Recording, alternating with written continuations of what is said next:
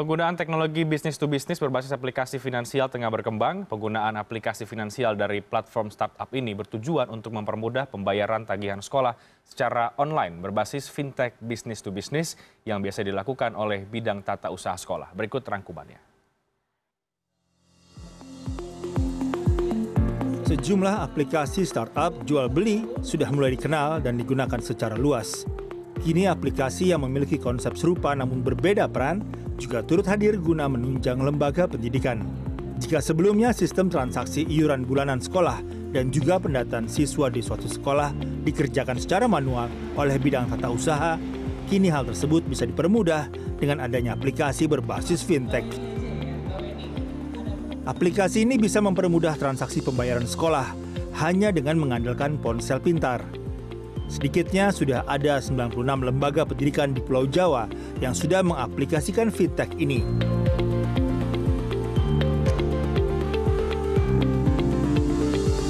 Lima 50 diantaranya diaplikasikan sejumlah lembaga pendidikan setingkat sekolah dan perguruan tinggi di Kota Depok, Jawa Barat.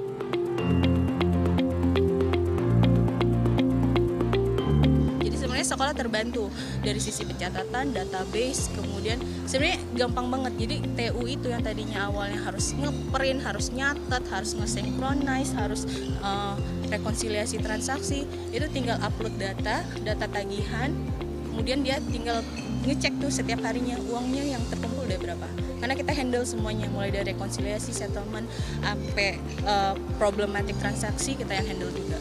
Yang swasta ya, mereka siap gitu untuk melakukan digitalisasi sekolah, baik masalah pembayaran, kalau ini kan memang khusus masalah finance ya, finance, tapi juga nanti ada database anak, database alumni, database ini itu harus ada. Nah ini lebih memudahkan komunikasi kami dengan mereka.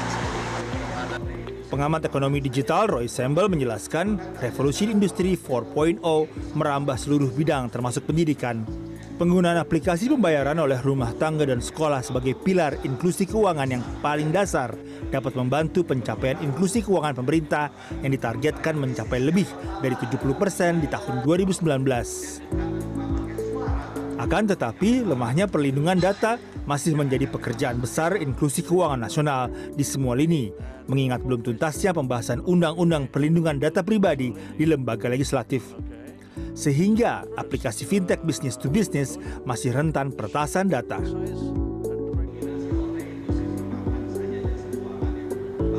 Dari segi aksesnya mereka, nah itu aksesnya itu terbatas karena selama ini masih mengandalkan fisik dan cuma menggunakan model perbankan saja yang masih manual tradisional. Nah, dengan hambatan itu bisa diatasi dengan teknologi digital. Teknologi digital yang sekarang data pengguna handphone di Indonesia, maksudnya yang punya handphone, kalau yang dua tetap hitung satu, sudah sekitar hampir 180 juta.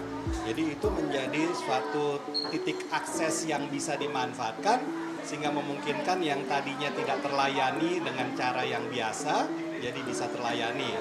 Pada tahun 2018 lalu, startup Infra Digital Nusantara atau IDN mencatat dalam setahun terakhir terjadi lonjakan 7 miliar rupiah transaksi pembayaran administrasi sekolah secara online oleh 96 lembaga pendidikan yang sebagian besar berada di Kota Depok, Jawa Barat. Tim Liputan CNN Indonesia.